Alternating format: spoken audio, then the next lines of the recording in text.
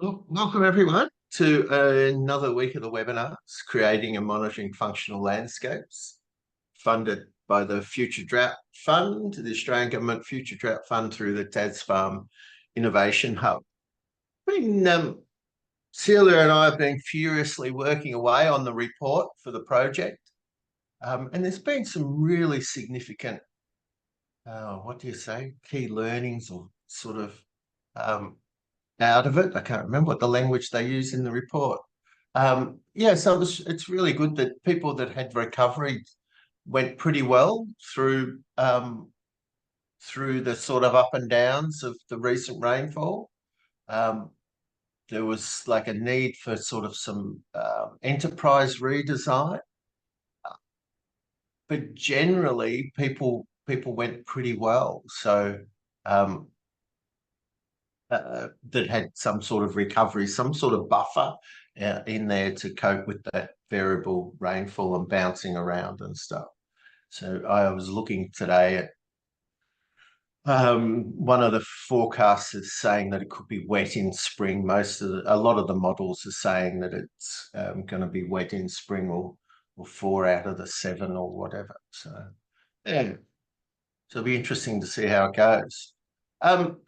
I'd like to acknowledge sort of where we're sort of being funded from, but also where I'm presenting from, which is the Gunai Kurnai, and then the Lutruwita. God, I can't say that word.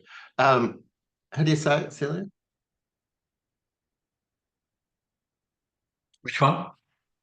Palawakani is Palawakani. Yeah, yeah. I need to write it down and change it on the slide. And yeah, they're elders past, present, and emerging, and for the great care and management of the Australian landscape. So so it's really good that, and we've been talking about what projects we could do down in Tassie or in this area as well. So the definition, an outcome-based definition, is still not really taking hold.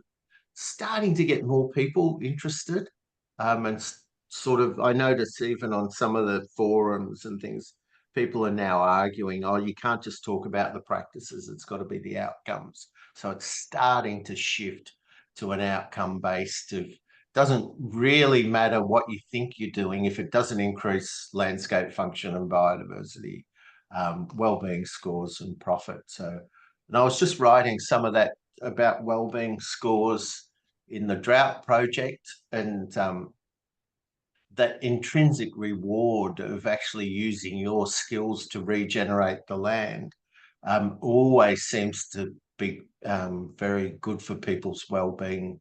So rather, it's that whole built not bought idea. So they're building their landscape themselves rather than buying it in. So, and I've got some stuff about that further up. Landscape function, as we know, needs to be covered for stability, needs perennial grasses and decomposing litter and roughness for water infiltration and nutrient cycling. It needs a large density of perennial grasses pumping those sugars into the soil to feed it, but also decomposing litter to get that whole fungal pathway going and stuff. So, and I'll say some more about that. It's really clear that in different environments, you need to do safe to fail trials so that you can actually work out what are the recovery stock densities and plant utilisation that will rapidly recover this area and increase landscape function with that continuous increase.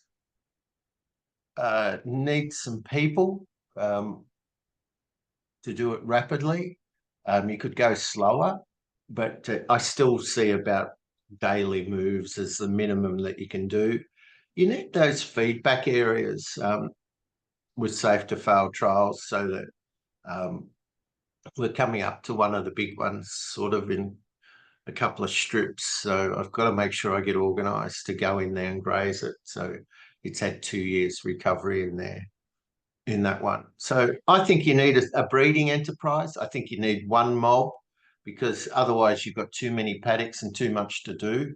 as soon as you put in another mob, no matter what size, you double the workload if you're also going to focus on rapidly increasing landscape function. I can't see how you can get away with not using strips so that you can subdivide and pull the stock density in tight when you've got to reduce numbers in drought. There is no doubt that being able to rapidly decrease your stocking rates required to skip over the seasons, not damage the land and not damage the finances of the business. And then you need to be able to breed animals that'll fit that sort of low maintenance energy and stuff. Oh, Can I ask a question on that one, Graham? Yeah, sure. Just in terms of that simple breeding enterprise with one mob, Yeah. that the number of times that sort of I've had conventional farmers sort of suggesting that I should take the 3 cows that are about to calve and separate them from the empty cows, and that just, how does it go calving with heifers in the paddock and steers and things? Is there any issues with that, or is it just convention that you separate them? Yeah, there can be, Spiky. They can cause issues, but I also, there also seem to be the people that sort of struggle with dogs and things like that. I find you've actually just got to manage it. Like if they're playing up and they're not doing it, you take them out. Otherwise, there really is. So we leave all the steers, heifers, dry cows, everyone together in the one mold. So, but as soon as the agent comes, especially this was in Southwest Victoria, he'd say, "Oh, can you just put those in another mob so I can see them?" And I'd just say to him, Gary, if you can't see them, I'm getting another agent. Like, and then, so every time they kept wanting to split, it's like ecologists, there's either groupers or splitters, and the majority are splitters, I find. So, but you've got to also just watch it. And like, if I find that I can actually sort of discipline them if they're doing the wrong thing. They know, they pretend they don't. But some people argue they're smarter than dogs. So if you've got a good relationship with them and you tell them that I'm going to warm your tail if you keep doing that, they usually get the idea. So they don't like it when I growl at them and stuff. So you just manage and then take them out if you have to. Because as soon as you take them out, you just change all that density and stuff. Yeah. So is there any merit in the belief that different stock types, ages and categories have different feed requirements, that your old cows get fat and your heifers get skinny, or as a reason to separate the age groups? Yeah, but so one of the things, Celia, do you remember that Great Plains video picture I've got of them coming through? And the cows are all up the front of, the wildebeest cows are all up the front, and all the young stock are behind. They weren't up getting preferential feed. They had to get what was left after the cows had been through. And I just always said, if our heifers can't get enough to eat and grow enough to cycle, I don't want them. But people preferentially feed things and then wonder why they're not fertile. And we sort of create the rod for our own back, or whatever that expression is. So I just think to the phenotypes again. So just you want to select for ones that will get in calf in the mob, and ones that know, like we've weaned them and put the nose rings in. But I also don't want them feeding everyone else's calf. I don't want them then, after they've weaned that calf, and when they calve, they let that animal sort of drink the colostrum and things like that. So, and what people have done, and there was a guy in Africa could do it. He could leave the heifers in all the time without the nose rings and stuff. because he'd just select. So if she let her calf drink after she'd calved with the new calf and didn't kick it away, he'd sell that whole female line. And very quickly he did that. They did the same with leaving the bulls in all the time, which just messed with my head because I'd had disasters trying to do that and it just never worked. But there's people that can do it. And then so I said, oh, were they, Boss Indicas, they, didn't cycle till they were 3-year-old or whatever.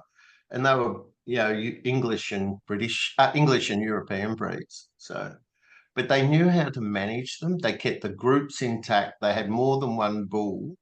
And the guy said the matriarchs of the herd decide what's going on. And I'm going, whoa, I sort of understand that would have been the way it works in the wild, but I just couldn't get my head into it. And I used to use it as an example because I'd had a bad experience. I just couldn't come to grips with it. And I thought maybe that's what it's like for people when I'm talking. They just can't understand what you're saying. So even though it makes sense. I've come up with this one. I was talking to Peter Reynolds today. So profit through reducing risks and costs, or profit through being a low-cost producer.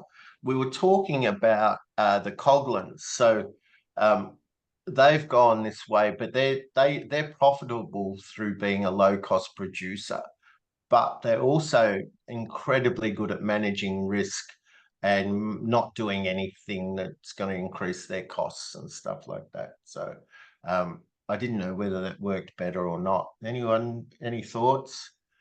Being a low-cost producer, or is it better now, or is it better now? I've been to the optometrist in the last week. So is it better now, or is it better now? So I don't know. Reducing risks and costs is my language, but the actual industry language might be a low-cost producer. It's using the same word there on both arrows. It's slightly more comparable, like the increasing production and low cost producer, that double up of production, or the producer probably fits conceptually from a, I don't know, marketing perspective. Like it's like they're a pair of ideas. Yep.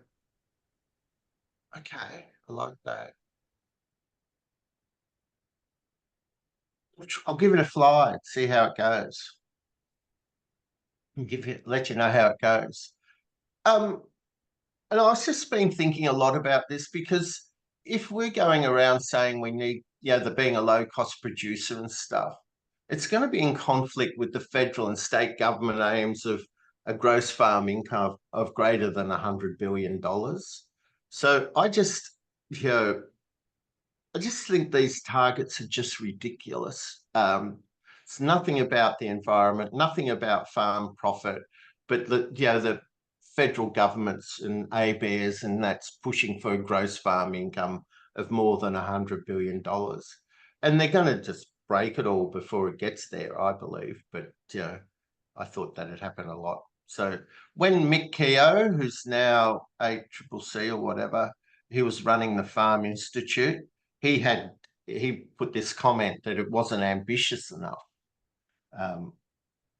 And when he was presenting at Sheepfinch in Hamilton in southwest Victoria, and I asked him a question, and I said, oh, Mick, if you're going to push up gross and focus on gross farm income, you're talking about intensifying, which means that you're going to increase, debt, rainfall and market price risk. So like you could almost hear me saying it. And he goes, oh, hello, Graham, because he knew me and stuff. He said, the problem is, Graham, you're thinking at the individual farm level. And he said, I'm thinking and talking at the industry level.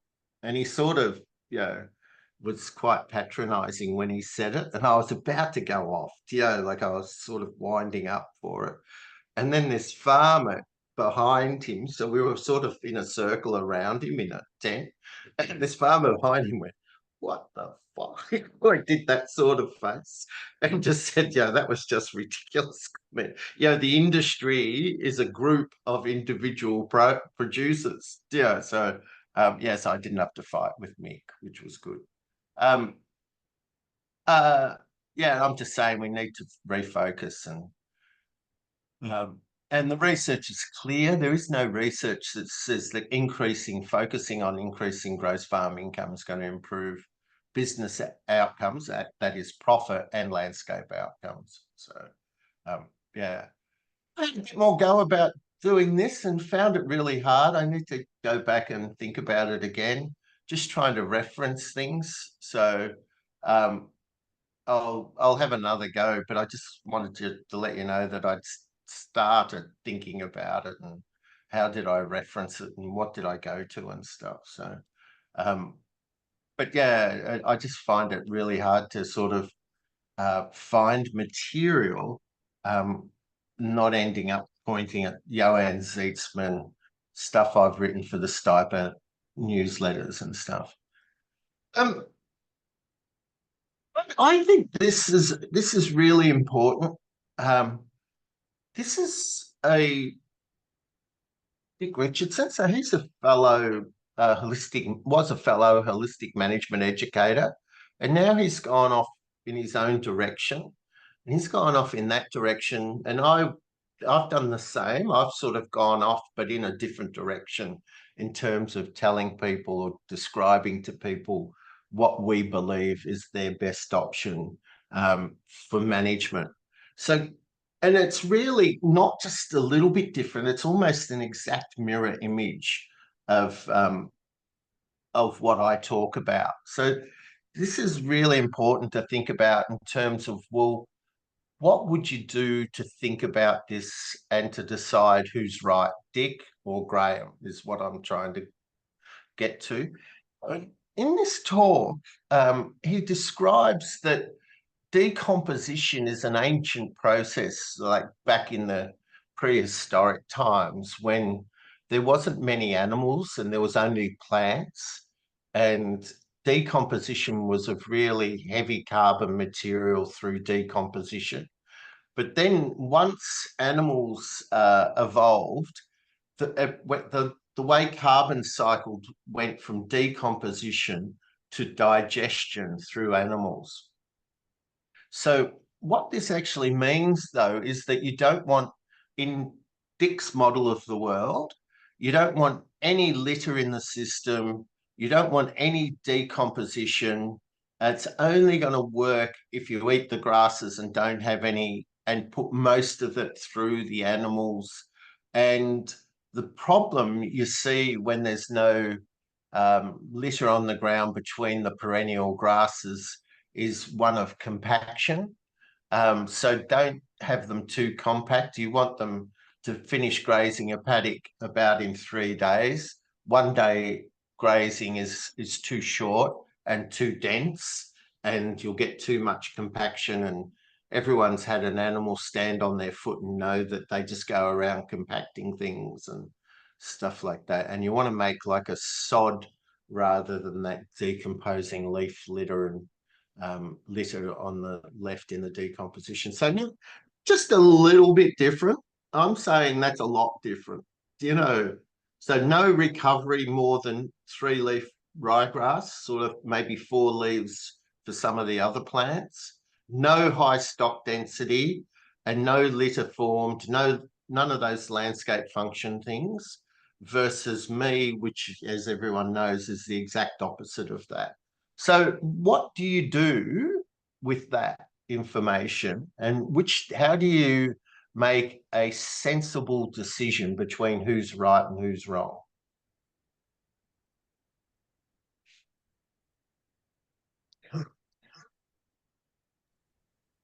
It's got to be measurable outcomes. Safety fail trials. Yeah, perfect. So it's got to be. So I think the biggest problem we have and are going to have is conflict. And what the safe to fail trials is, you include everyone's ideas, whether you like them or not, and you put them out and you check them. I've tried to say this about, burning for fuel reduction, or what are we going to do about fires? We can't keep up with the burning for fuel reduction. Why don't we do burning for fuel reduction versus decomposition for fuel reduction versus maybe another multiple ways, and put them all out. And as long as it's coherent with what we know about natural science, which I'm sort of concerned about this idea, but you actually test them so that you reduce that conflict. So I think that we need to sort of really get smart at actually saying, oh well, it's complex, so let's do some trials, see what happens and see what comes out. It's kind of interesting, like at one stage we were both trained by Alan at Savory at similar times. Dick's gone off into sort of this digestion pathway, low stock density and stuff, and the animals are never really tightly managed, or otherwise they'll compact it to me, which is ultra high stock density with long recovery to increase the landscape function. So that sort of led into Rob's question and talking about the hindgut and the hindgut fermenters and the foregut, or the ruminant types. And then his question, Joel Salatin likes to talk about how cattle and chickens are a good combo. Cattle and horses are a great combo. I think they're fantastic. I can remember when I went in 95, 96, I think it was, and Alan, we were driving around. He took me out for lunch, Alan Savory, and we were driving around, and he said, the best animal to regenerate grasslands are horses. And if that's not your experience, if I'd only ever seen horses managed badly, so you actually think it's the horse, not the management. But well-managed horses, as Kirsten's demonstrated, it can be fantastic at that. So, and it took me a while to do that, but I went home. We only had we had a thoroughbred and a Shetland or whatever pony, and I started managing them and regenerated all around the house and things like that, just with the horses. It was quite amazing. So, but again, it took some management and stuff like that to calm the horse down. So yeah, horses and cattle are a fantastic combination, and it actually occurs in nature. I haven't put the sound on because it's got the sound of the gas on the balloon, but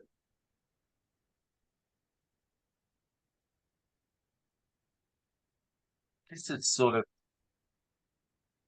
is being videoed out of a balloon, and the gas is really noisy, but when they're running like this, you can hear all the zebra. So all the zebra are the white dots all through here, all these sort of tracks. So this is, the wildebeest and the zebra going along sort of through their great migration. So it's pretty, so it's like zebras and wildebeest is like it's like lamb and mint sauce or something. I can't think what to say, but they really do go as a good combo, and typically they could do really good work if you had a big enough mob, and they were kept as a mob. And that was I found when doing the horse training, was that people didn't necessarily want to put them all in a mob. So, but some people have worked past that. So, and then this is just a short little one of the wildebeest.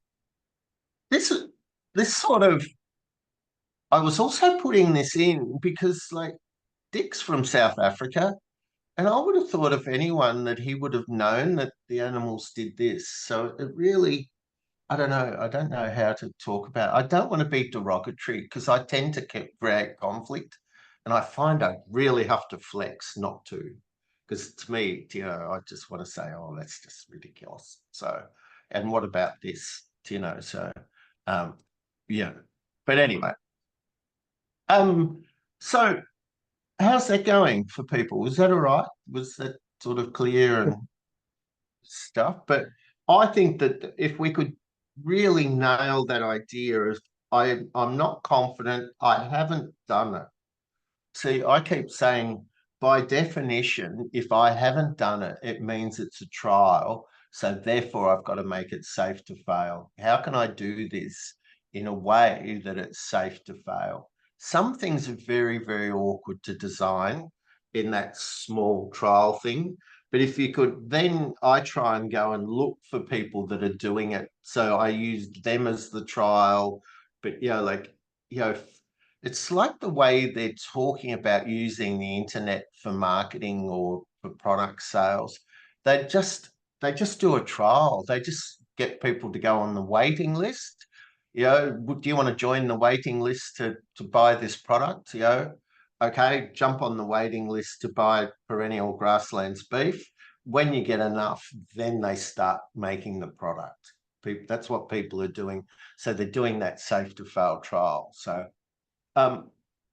excuse me. So this was Rob and I have been talking about sort of breeding indexes for dairy cows.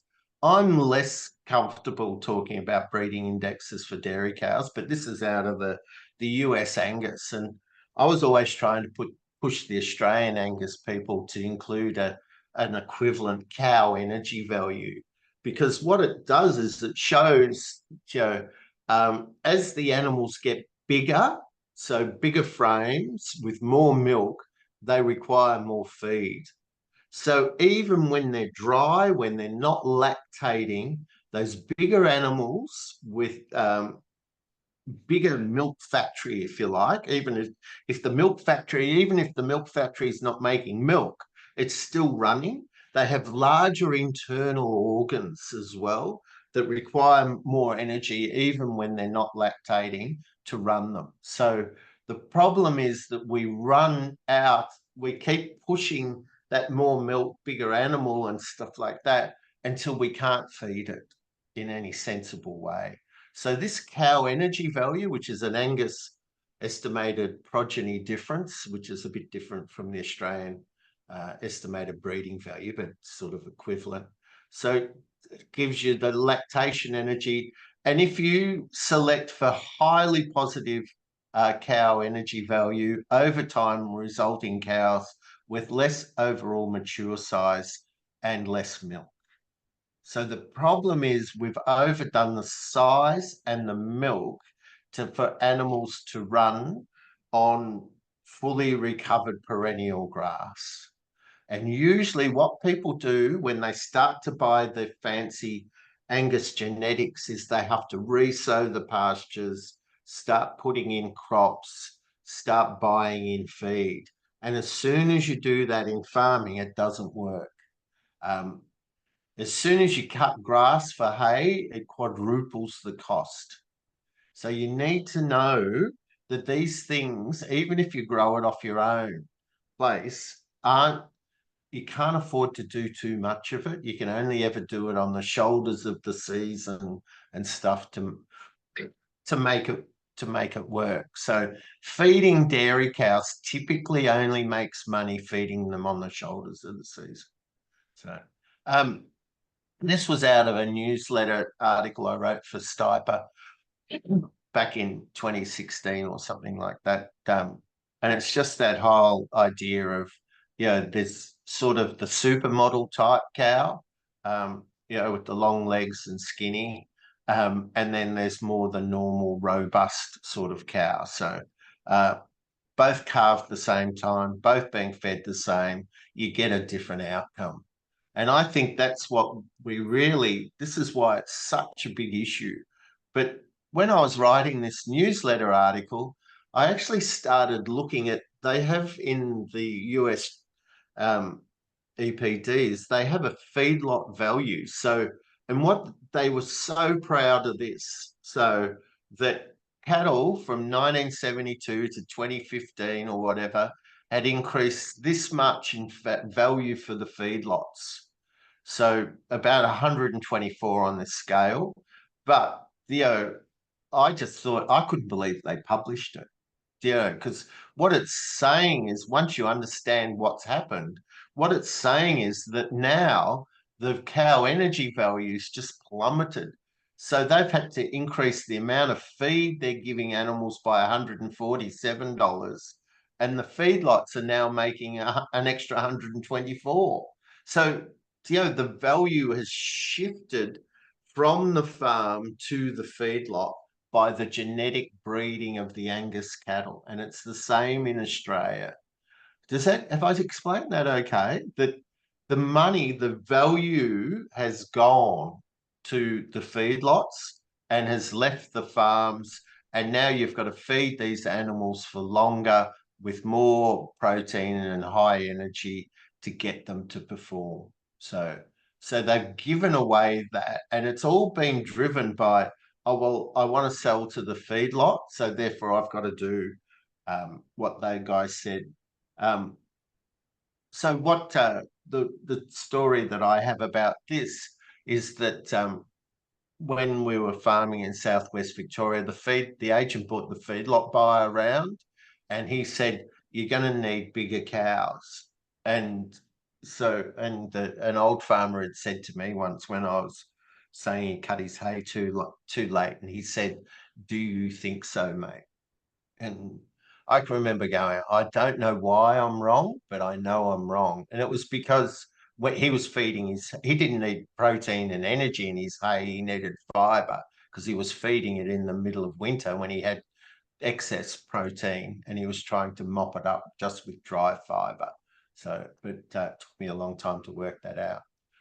Yeah, and I just said to the guy, "Do you think so?" When he said I needed bigger cows. But yeah, so you just got to be very careful and cautious about sort of what everyone's doing. So anyway, getting back to dairy, which I'm less comfortable with, and Rob's sort of got high expertise in, is that there's these three breeding indices, which are a combination of all the individuals and weighted for different things. So there's this balanced performance index, a health weighted index, and a sustainability index. Now, the balanced performance index, I would describe it as a profit through production. So the profit's going to be through production. So I go, oh yeah, I've got that. I've sort of put it somewhere in my head. So then I thought, oh, I'll look at the sustainability index. And the sustainability index is sustainability through production. By producing more milk, you're diluting the amount of pollutants produced per litre of milk, which I was very surprised about. And the only one that I thought was any good was the health weighted index, and which is to fast track fertility, mastitis, and feed efficiency. But when you look into that health weighted index, what you find is that breeding for this is expected to reduce cow size and show little improvement in production. So you're going to have that lower cow energy value because you've selected for these animals that are going to be healthier. So the traits that they've picked, the fertility, mastitis resistance, and feed saved, end up in having a smaller cow size. Is that okay? Did I do that all right? Yeah, good. Yeah, and that sustainability index, I find that you can never underestimate people's ability to squash things into their own paradigm. And I know I'm guilty of it, but the idea that if you increase production, that you'll reduce emissions intensity, I just think is really sort of, I don't know any world where that makes sense. So they're using that as a marketing ploy as far as, you've got one cow emits so much methane without looking at the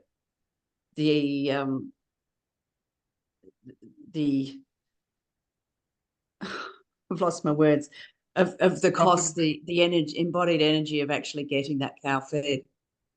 Yeah, to get that cow fed. So Joe, Yeah. we know that if you graze fully recovered high landscape function grass, that you sequester more carbon than you emit. There's no way you could run this higher producing cow on that. No. You'd have to be bringing in feed. You'd have to be making hay. Do you know, it just, I might put it in next week, but I was looking at some work that's been published recently showing that, you know, we just need to go harder at the breeding and things like that. So I'm saying out of these, sorry, Chris. I just had a thought. If I was breeding horses for meat, Yeah. I would breed Welsh cobs, or those cob types, because the chunky buggers, they're hardy, they get by on very little feed, and Yep. yeah, they're generally good foalers. You don't have as many health issues with them. Yeah, as opposed, they know a lot about being a horse. So, yeah, Joel Salatin, as opposed to thoroughbreds or something, you know. Yeah. Yeah. Exactly. It's the same, and they've got a relative advantage because of how much they have to eat to cover their maintenance energy. So Yeah. it's always like, and that description of them that they don't need a lot to eat and things like that. That's what Johan's talking about. Johan Zeitsman's talking about with that inherent body condition, because they always, no matter what they're doing, they always look like they're going all right. So Yeah, and and they talk about the hardiness gene that's actually been they've effectively selectively bred for because of their the location of where they developed as a species. yep. But what happens is, and well, this is what happens in the livestock industry, is then they go, oh, these genetics are fantastic. So they then start selling by pedigree rather than by the individual that's hardy. So, I've seen this in those black and white things from Canada. I can't remember their name. The beef breeds that everyone likes that Henry's got. Speckled Parks. Yeah, the speckled park. So that everyone goes, oh, they're good cattle. So then every speckled park bull remains entire rather than the 1 to 2% that should be left as bulls. And then you dilute it all, and then it all just becomes like everything else. So, and you see, I've seen it in the square meters. I've seen it in the Angus. And everything from that stud is good, and then they start getting bigger, so they keep more of their bulls, and then it stops being. So it always happens. So Graham, yeah.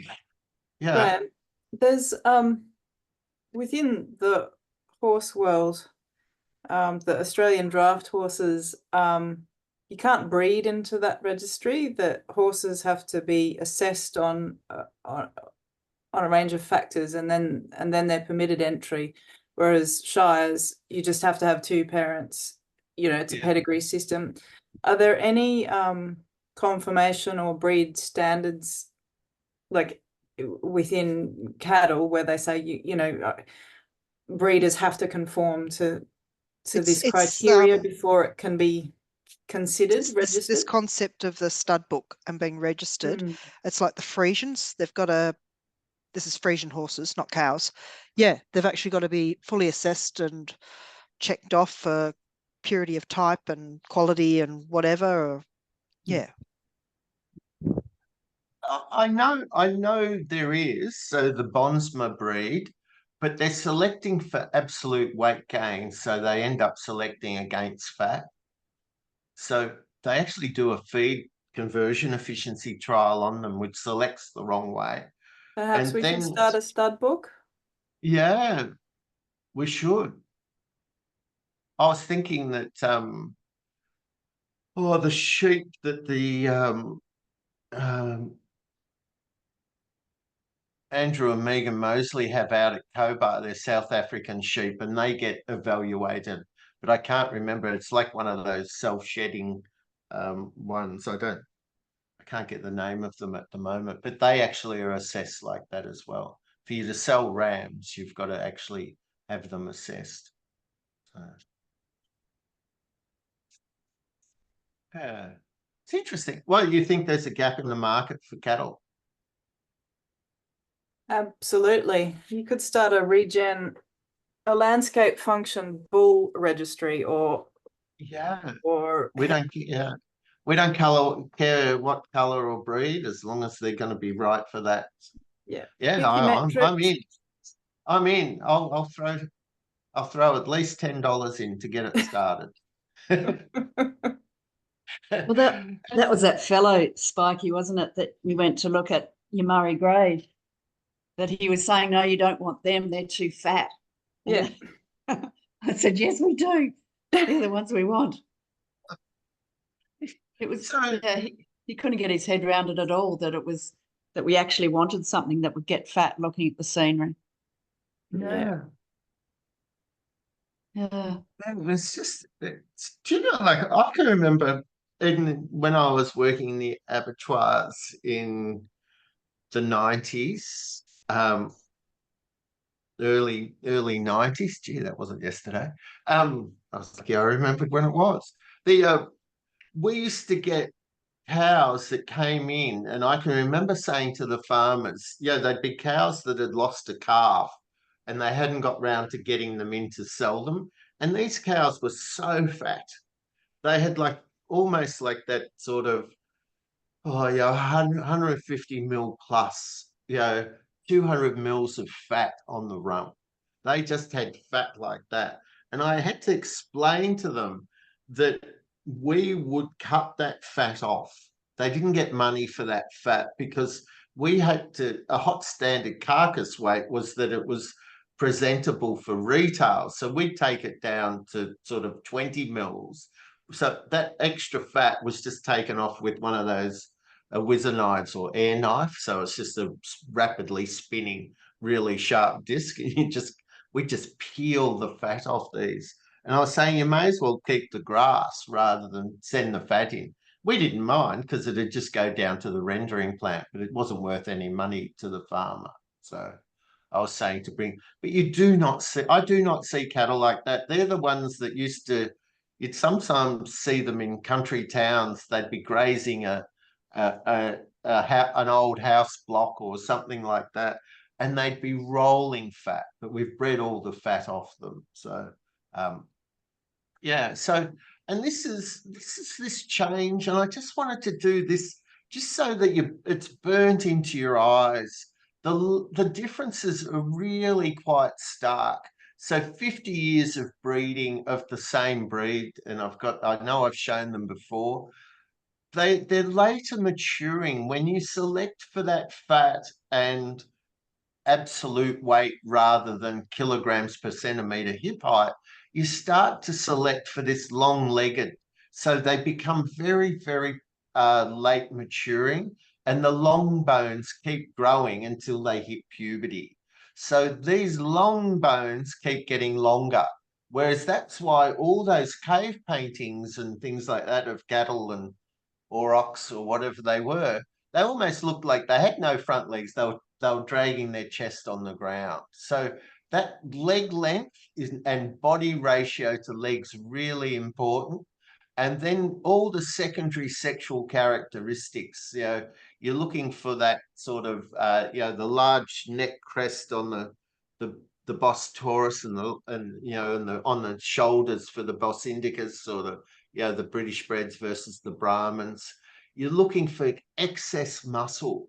They've got to look like they're almost weightlifters, and some say, they're double muscled, but they're not. They just they're so muscly. The males are always smooth, but not rolling fat. Typically, they won't have fat around the tail head and stuff, but they'll always look smooth and covered, and you can't see the ribs. Whereas the females will be fatter. So this is the same thing. We've selected for these longer longer legs cut up in here. There's not a lot between these two. In fact, this one's probably shorter in the front and stuff. But yeah, not as thick in that sort of, in that look. You know, short and dumpy Herefords, they've got smoother and bigger and less masculine typically. And this is a classic, I always think this one for dairy bulls. They've gone from being quite thick and solid through here to really just skin and bones through the back here. Same with the cows. A lot of the cows that you see in the old photos, they've all, you can't see their ribs, whereas it's quite common to see their ribs now. So, and to see that sort of look of, you know, skin and bones really, and impossible to fill up. So you just, they'll always do well off grass. These, you've usually got to supplement them to keep them going. So how's that? I've got some of your photos, Rob. I just took out of, Rob sent me some photos out of an article that was in the Dairy News on, and they were sort of really good producing and stuff like that. One of the questions I had, Rob, was what, when you had this, because it was a while ago, wasn't it? When you had this, was it just perennial ryegrass and clover? I was trying to think in terms of, you know, because as you said, you were in the top 10% for profit, and just the same with that. So they tend to get bigger. If you select for more milk, you tend to select for bigger cows with excess milk to be profitable. So if you can feed them cheaply with perennial ryegrass and stuff, then it works. So. Yeah, it was just normal pasture for us, perennial ryegrass and clover. Yeah, but yeah, a lot of people seem to be going for the Jersey crosses these days. Yeah. And they're going for smaller cows too. Yeah. Yeah, it seems like the big Friesians are less attractive these days. Yeah. Like it's kind of hard for us to sell the. Oh, it's mainly my dad that does the breeding. It's kind of hard for us to sell that, like even the really good bulls, Friesian bulls these days. And I think the smaller cows are easier. One advantage I think is it's easier for them to get in calf. And that's what Jim Elizondo was saying in his course as well. They've got better, easier to get in good condition with them. Yeah, they don't have to eat as much to put on as much fat. No. And out of each mouthful, less is going to maintenance and more is going for, you know, for fat and growth. So with a lot of those bigger cows, and also there's been research done that's come through Johann's group, so I can't remember if I put it up or not, showing that as you increase that weight to height ratio, that they're more fertile. So the bulls are better and the heifers are better.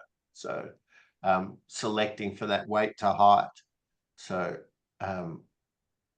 and that's what Johann sort of do. And I've been trying to write this up, and so Celia's sort of had a go at sort of trying to take my ramblings and put it into a bit more sort of a 1, 2, 3, 4, 5. Whereas I was trying to put it into sentences and it didn't go so well. But if you want to rapidly change the phenotypes, you know, this is Johann Zeitzman's advice. You know, change all the bulls to an extreme type in terms of adaptation. So if you have big, tall cows, you'd go for very, very big, tall, skinny cows. You'd go for big, muscly, short bulls. And the same in rams, the same, I'd say, in horses. So you just go for that, an extreme type. that's got that high early maturing, high ratio of weight to height, heavily muscled, inherent body condition, not overly fat. So you're not selecting for fat. They just always look good. Very masculine, that extreme sexual dimorphism. So the difference between the males and the females is really obvious. And then purchase semen or AI if you can't find bulls. I actually posted on Johan's group that I think that when we started getting European cattle into Australia, everyone celebrated that you could sell your heifers for the same price cents per kilogram as you could for your steers. And I think that washed through the industry so that the cows look like steers and the bulls look like steers now. So we've reduced that sexual dimorphism, which meant that the females got paid less than the males. And I think we're going to have to go back there. And then from those bulls, you put them to the sort of your most exceptional cows or ewes or females. So the ones with high inherent body condition, very feminine. If they're cows, they've calved at 2-year-old, then again at 3-year-old. So some people are still breeding at 3-year-old to calve first at 3-year-old, and others get them in calf to calve at 2-year-old, and then they miss the 3-year-old. You would never keep a bull out of those type. And then you're also looking for that short intercalving period or postpartum anestrus period. So you want the ones that have cycled and always getting calf in that first 3 weeks of joining, not of calving.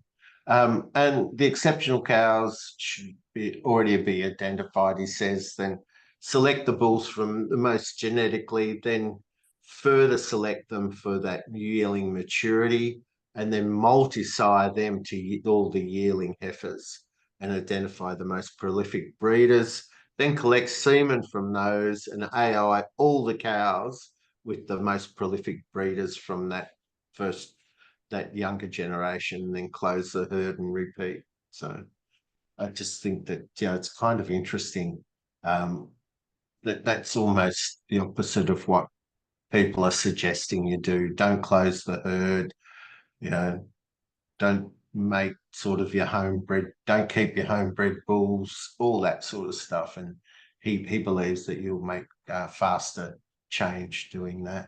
So is that sort of clear enough? Just a question, Graham. Why is it important that the bulls display the masculine characteristics? So he would say inherent body condition and hormonal balance, because he believes that the more masculine they are, the more feminine the cows will be. So the more masculine the bulls, the more feminine the cows. And I can remember, I've forgotten his name, the man that started Tamania Angus, Andrew Gubbins. I don't know where that came from. And he was saying to me that he wanted footballer males and ballet dancer daughters or something. And I can remember him telling me, and I couldn't work out what he was saying, but he was talking about that extreme sexual dimorphism. So they almost look completely different. I know when I was first in my 20s and working with cattle and stuff, that you didn't have to, you always knew if it was a heifer or a male or a female walking up the race. You didn't have to check, whereas people are always checking now. So it gives you that more masculine stuff. So, and what he's saying about this multi-siring and things like that, it's all about the outcome, which I kind of like, because it's sort of where I live. But he's actually saying, those animals those Herefords that were abandoned on the Aleutian Islands, between Alaska and Russia up there, they're all the most masculine bulls have been the ones that have sired everyone. And now everyone's very uniform in size and shape, and the bulls are all very, very heavy chested. And they've just been left to do it themselves. And I have read a report that sheep left to work it out for themselves also increase in genetic gain much faster than when we're breeding them. So What island's that? the Aleutian Islands, that little chain of islands that come out of Alaska heading across towards Russia up the top there, Okay. like a little yeah. archipelago. Graham, Sorry. is that masculinity and femininity and the sort of the extremes of the appearance, is that a proxy for fertility? Because hormones control all of the sort of the the reproductive system. So I'm assuming if you've got more secondary sex characteristics visually, that you're going to have better fertility. Is that what that's about, like that appearance? I think so, but he also then, he reminds me of Alan Savory. That he's sort of like a belt and braces sort of guy. He then also, this is what I've selected. He worked with Jan Bosma, who developed the Bonsmara breed and all that sort of stuff. He was Jan Bosma was a professor of animal science at one of the universities, I think, in South Africa. And Johann Zietsman studied under him. And what he found was that most of the things that he was taught and how to select and all that just made the animals worse. So, and what he found was that they were very, very critical of the bulls that were sort of, they'd call them a village bull, because they were short and dumpy, and a pony type bull, they'd call them. And everyone had names for these animals that were the most fertile. So they tended to be smaller, so they had an advantage on what they were eating, and they were heavy and they were very masculine. So a lot of that, looking at those village cattle, influenced him strongly on that. So I'd have to ask him. I could ask him for you, Spiky. So, but yeah, he says increased testosterone, whereas Neil on the RAMP group, who's a retired pediatric surgeon, said it's not actually necessarily more, it's the age that the testosterone switched on. So I'm always very cautious because Neil's very, very, very clever. So,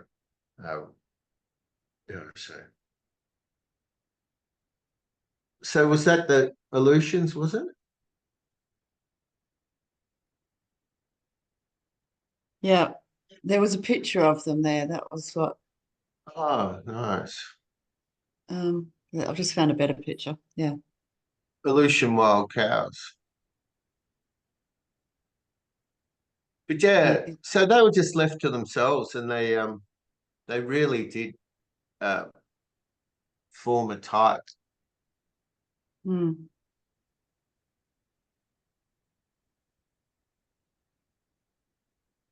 Yeah, I'll send a better picture, because there's Yeah. also I got a better pictures from Kit Pharaoh. He always talks about them as well. So very good. How was that? Too much, when too much cattle talk is not enough? Hope that was of interest. We've got a couple to go. So if you've got any topics that you want me to do, let me know early, just so I've got time to prepare. And I'll run through them. But sort of, I'm hoping that you've sort of got that landscape function, got that complexity. We've got to use safe to fail trials, all that sort of stuff. So in those things, it's got money, people, or the land in it, then it's complex and you need to do safe to fail trials. So very good. Well, thank Thanks, you, Graham. everyone. So we've got next week, Thanks, and then Graham. we've got a week off, and then the next week.